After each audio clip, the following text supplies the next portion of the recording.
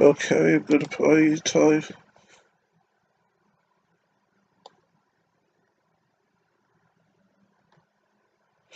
I'm gonna play Tally Blast again today, because as you well know,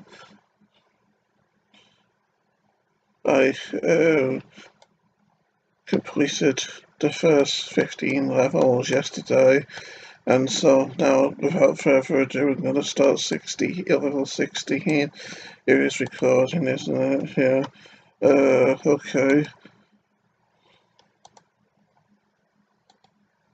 So, yeah, we're doing this beach section of the map today, maybe even further, depending on how well I do.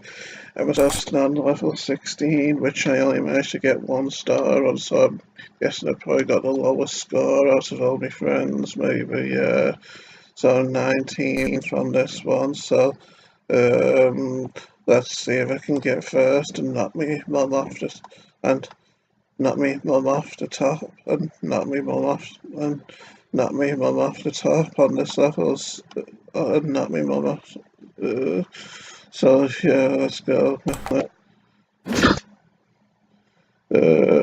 So it seems like now we're starting with the levels where there's bubbles over the blocks, which you have to get rid of. As you can see here, I've got 14 left that I need to get rid of here.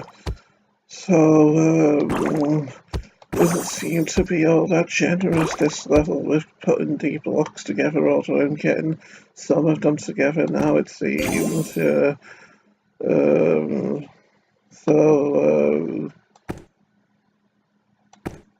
how's everyone's day been, I wonder? Listen to me talking as if I actually have a fan base watching these videos. Still, it's good to be prepared for the future when my channel takes off, isn't it? Yeah, so it looks like we've finished this video now. I always find it kind of satisfying, by the way, when you manage to get rid of a load of bubbles at once and you hear the kind of,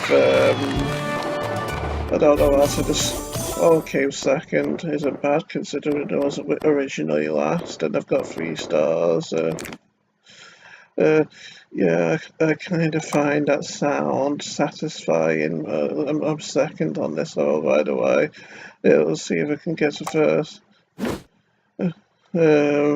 Yeah, I find that sound satisfying when you burst a lot of bubbles at once and you hear that sound. Kind of hard to describe it. Maybe a bubbling sound, if that's even a word, maybe.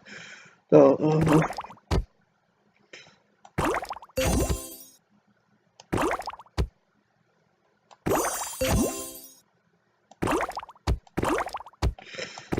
Nice, we've got another Rubik's Cube. Things are looking promising. But before I use it, I'm going to try and get more purple boxes on the screen, so that then there's more chance of getting the bubbles that we need, and I think that will be a good time to do it.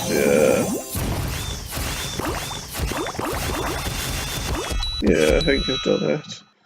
So the question now is, will I get to the top of the ranking ladder?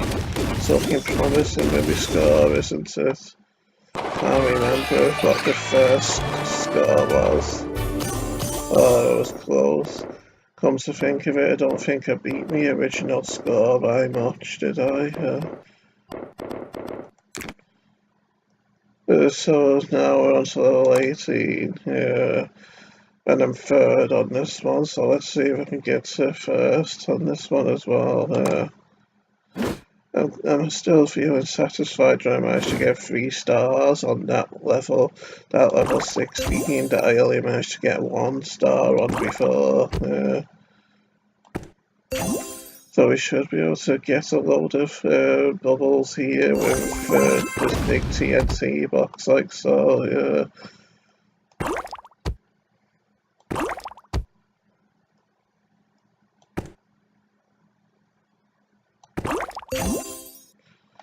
sounds kind of better, this game, without the music, doesn't it, really?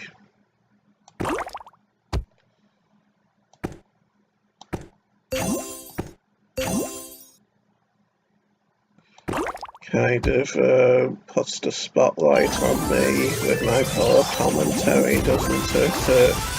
Where I fall silent every now and then without the game music to carry me, I suppose you could say.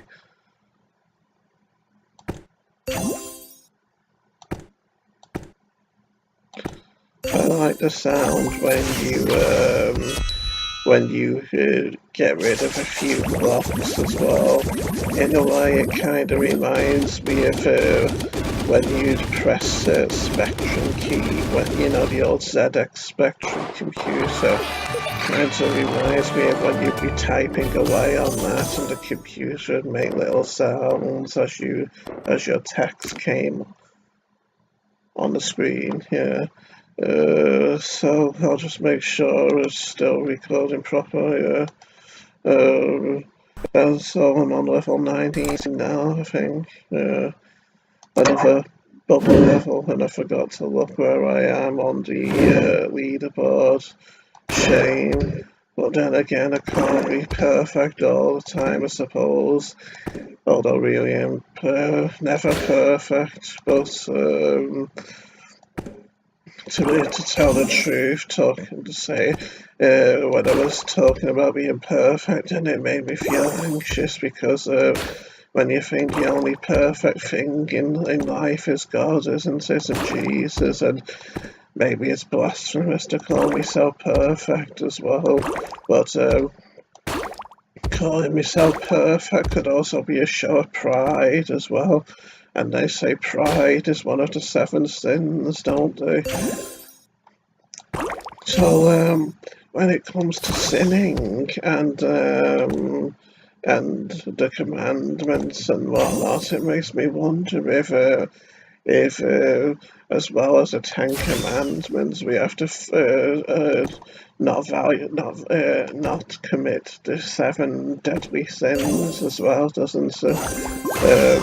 And not only that, but when I was reading about them on Wikipedia the other day, I got the impression there's maybe 2 sets of deadly sins as well, or unless they're just sins, sets of deadly sins from different religions or something like Catholicism and whatnot. Anyway, it doesn't look like I'm going to succeed here because, as you can see, there's a beach ball in that bubble squared, and that means that even if I take out the beach ball, I still won't be able to get the bubble. So this seems like my first failed effort in this playthrough. Oh well, no matter. So let's try again, yeah. And we'll see where I am on the leaderboard as well this time. Yeah, as you can see, I did quite poorly the first time. Stayed at rank 15th out of the 18th that play on my friends list. So let's try again. Yeah, level 19. Here we go. I suppose I dallied about a bit too much at the top, trying to get power-ups as opposed to concentrating on getting rid of all these beach balls at the bottom here.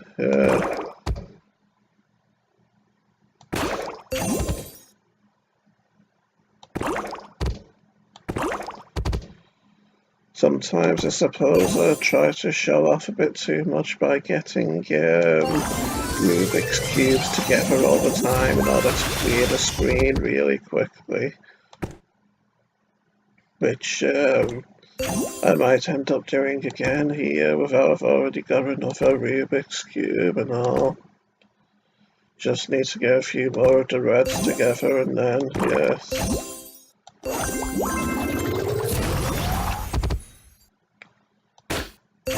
Now only one more bubble to go, and then we've done it. I suppose I might be playing a bit too fast as well, maybe. A bit too fast and recklessly for my own good, really. I wonder if I'll be at the top of the leaderboard this time. Nice, by a big margin as well. So, let's continue on to level 20 now.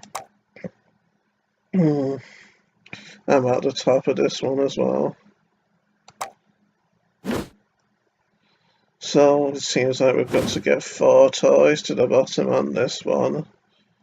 I find the little computer ones cute with the faces and their eyes joined together. Kind of like Sonic the Hedgehog in that regard, really.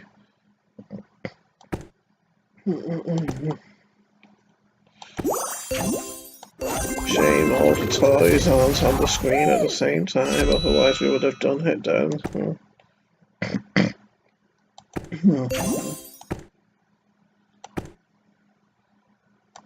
Still, it is seeming to be quite easy.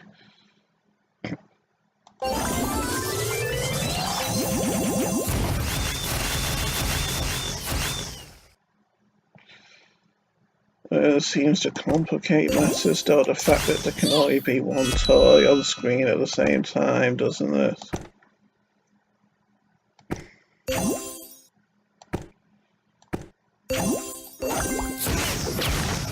I almost didn't make a video today because, as my friends probably know, I go through self-doubt, and I sometimes feel like I won't always have things to say in these videos, and it'll just end up being silent. And although people might say that it's interesting just to watch the games being played, come first by a huge margin there. So, yeah, although people might say that it's interesting enough just to see the games being played, well, part of me feels like you could go anywhere to see the games being played, because after all, I'm not the best in the world. My OCD kind of stops me in that regard, really, because I often lose focus with my OCD, especially at critical times when I'm playing Tetris and whatnot, or I kind of have wussy moments of self-doubt when I start playing Tetris, thinking that I can't possibly get lucky and win another game against a tough opponent, and before you know it I start losing again. I used to be like that on Tiberian Sun as well, whereas a lot of the elite players on Tiberian Sun did have a kind of cocky frame of mind. They type in a cocky way and everything. Like if say you hosted, if say people were hosting a multiplayer game in Tiberian Sun back in the day, like a 2 versus 2 game or something, well, they'd want to make sure all of the players in the game were of a certain skill level, so that say a newbie on one team wouldn't suddenly lose very quickly another huge score. So that say if one team had a newbie on it, well, seems like I haven't done very well on this level either. Let's see where I am. 10, not bad I suppose, but I can do better. So, let's go on with it. Yeah, so on Tiberian Sun, if say a team, if say a game, a 2 versus 2 game had 3 good players in it and 1 newbie who wasn't very good, there's a there was probably a good chance that the team with the one good player and the newbie on it would most likely lose when the person who wasn't very good at the game quickly was defeated by the better players on the other team. So then it'd end up being a 2-on-1 scenario, and naturally the good player who was left alone on his team wouldn't like that, wouldn't like the sudden handicap of it all. He wouldn't see it as a challenge. More often than not, he'd get mad instead. And can't remember what the whole point of this little speech was that I was given just then.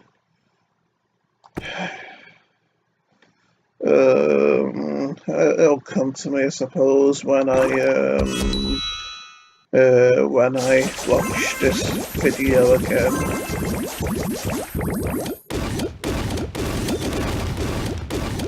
In a way, I sound like a senile old man, don't I? Going on big, long-winded speeches and then forgetting what the point of it all was. Yes, once again, I'm first, didn't I tell you I could do better? Level 23, yeah. And I might be coming across as playing a little bit fast, going through the map and all, but the reason I'm quickly going from one level to another on the map is because I'm scared of losing my progress, scared of forgetting what level I'm on, and then being riddled with doubt, not really knowing which level I should be doing next. So maybe when I finish this map section, we'll have a more detailed look at this map section, maybe. So I'm 5th on this level. Let's see if I can knock my mum off the top on this one. So it seems like we've got to get rid of all the bricks on this level. I like these levels, although the levels that I'm on, the later levels, I generally don't see bricks that like this that are plain anymore.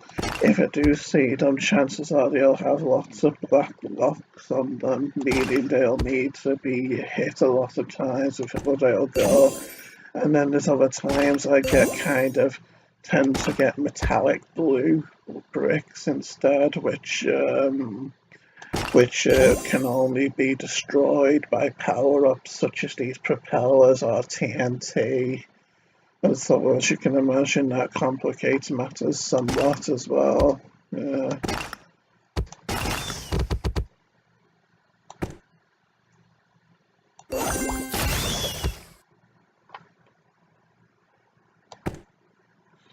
Nice, another Rubik's Cube.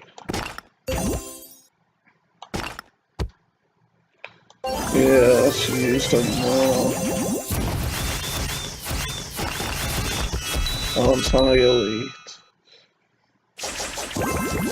Now, let's see if I've knocked my mum off the top.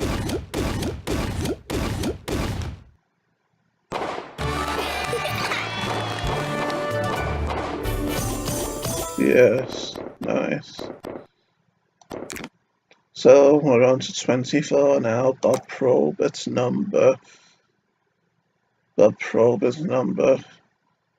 Back when he was a hockey player in the NHL. Yeah, I'm 5th on this level, so let's see if I can get to the 1st on this one as well. I always get nervous when things like when titles on the screen and whatnot stay there for longer than it feels like they should. I start worrying that I'm getting lag, or maybe that the video will crash or something, and then I might have to end up doing it all over again or something. I'm sure every video maker knows very can identify very well with all of these fears that I have in regards to making videos and all.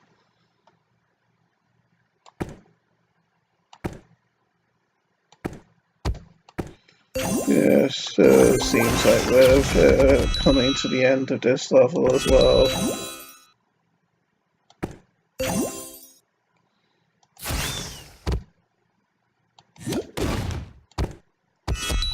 Nice, I wonder if I'll be first at the end of this one as well.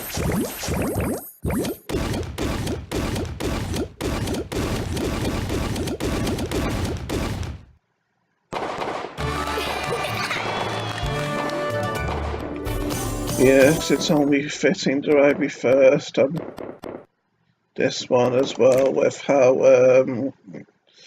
I was kind of obsessed with Bob Probus back in the mid-2000s. In fact, all the years before he died in 2010, yeah, from around about 2006 onward. So yeah, I'm 12th on this level. Let's see if I can get to the first on this one as well. 25, by the way, was Darren McCarty's number. He was a fellow Detroit Red Wing and personal friend of Bob Probus, and he was also an enforcer with the Detroit Red Wings. But Bob Probus and Darren McCarty were only together on the Red Wings roster for 1 year during the 93-94 season before Bob Probert was well,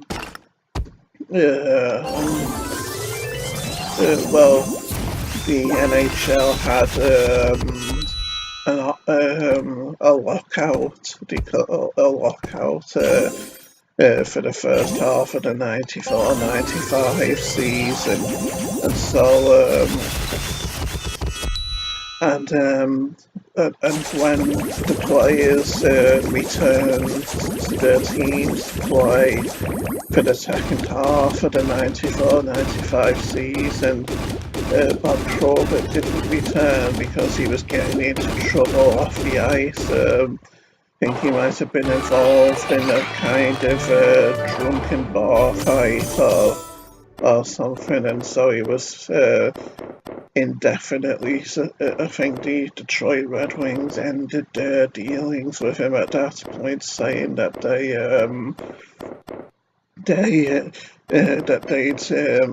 never had a player with as many personal real-life problems as they had with Bob Probert, and that they were officially terminating the relationship with him at that point. Anyway, as you can see, my huge dwarfs everyone else is here, because I'm elite, obviously. So let's go on with level 26 now, which was Joe Coates' number. I think that's how you spell it, you pronounce his name, and he went fourth on this one, so let's try to get first on this one as well. Yeah, Joe Coates was another enforcer with the Detroit Red Wings. He was with the Red Wings at the same time as Bob Probert for about 7 years, if I remember correctly. He started with the Wings in 1984, and he was with them until 92, I think. So it might have been 8 years that they were together on that team together. And yeah, Joe Coates, he was rather notorious throughout the NHL for his freakishly hard punching when he'd fight, because he was yet another enforcer type player, and there were times when his punch actually put other players in hospital, so to speak, during fights with them.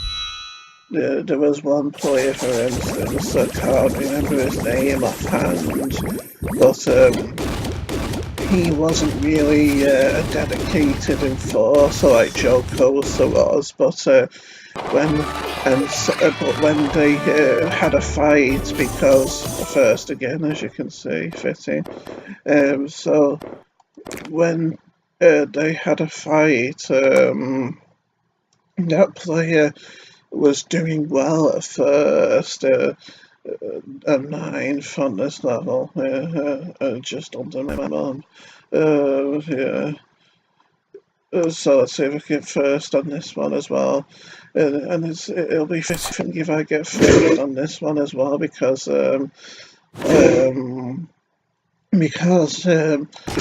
27th of May is my birthday, and not only that, but when I was a teenager and I used to play NHLPA hockey a lot on the Mega Drive, I used to play NHLPA 93 hockey on the Mega Drive, 93 from the year 1993, where I used to play it often as a teenager in 1996 with my best friend at the time, and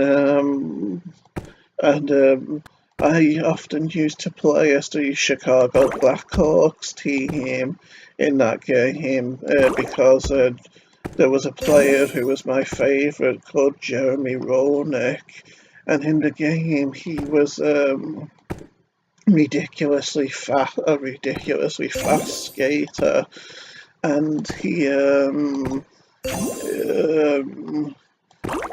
had he could check other players very hard, so you never really had trouble getting possession of the puck off other players when you were controlling Jeremy Roenick. And he also had a really satisfying hard shot, so that when he hit the puck with his hockey stick, you'd literally see it go rocketing towards the other team's goaltender, and more often than not, it'd go roaring, literally roaring between the other goalkeeper's legs into the net. I just used to find that so satisfying myself. So, yeah, let's see if I'm at the top here. No, that was pretty close though. Can't remember if I was second or not originally. Yeah, so now on to level 28, and let's see where I am here. 10th. Okay, let's go. Yeah, so with us being on the subject of hockey and all, I suppose it wouldn't be fair, especially with how I was a big Blackhawks fan as a teenager. Well, quite a big one anyway, as in obsessed with them when it came to that particular hockey game, at least. There was this other player, and his number was just one higher than Jeremy Roenick's at number 28, and his name was Steve Larmer. And yeah, I suppose it's fitting that we mention him with how we're on level 28 and all, isn't it, with how his number was 28. I wonder if I'll be... Yeah, I think I will be first because I've got quite a good score here. And yeah, I should continue what I was saying about Joe Cosa earlier on. Yeah, first by a big margin. So on with level 29, and I should continue with what I was saying about Joe Cosa before. That player who he fought, he wasn't a dedicated fighter, I can't remember his name that time. The reason they fought was because that player was physically tall, and maybe he was a hard checker, and he checked one of the Detroit Red Wings scoring players, presumably quite hard, because next thing you know, when that player was in the penalty box for checking that player hard, apparently each time Joe Cosa went on the ice, he'd glare at this player in the penalty box who made the check. And yeah, he'd glare at him from on the ice and say things like "you're dead" and whatnot. And so when they were on the ice together later, that player kind of wanted to avoid Cosa because possibly because he knew about his reputation, and also because he wasn't a primarily fighting player, as he said in his autobiography, I think. And so yeah, apparently everyone was wanting them to fight, even the referees and the linesmen as well. I know it sounds quite shocking, all this, and part of me wondered if it was all true or if it was exaggerated when I was reading this excerpt from the player's autobiography. But apparently, when they were together at face-offs, the player who was being haunted by Joe Cosa would kind of try to make sure he got away fast from Cosa when they were together at face-offs, and I just did 29, I think, didn't I? Yeah, I did. So I'm second on this one. And so that player would be trying to get away fast from Cosa when they were together at face-offs, and apparently in the end even the linesman got impatient, saying things like, "Are you two gonna go at it or what?" And so yeah, eventually they did. Maybe that other player felt pressured or something to fight him. And that other player was doing well at first, pummeling Cosa with punches. Presumably they didn't really have much of an effect, though, because suddenly Cosa let rip with a huge punch, which immediately stopped the other player punching him. And the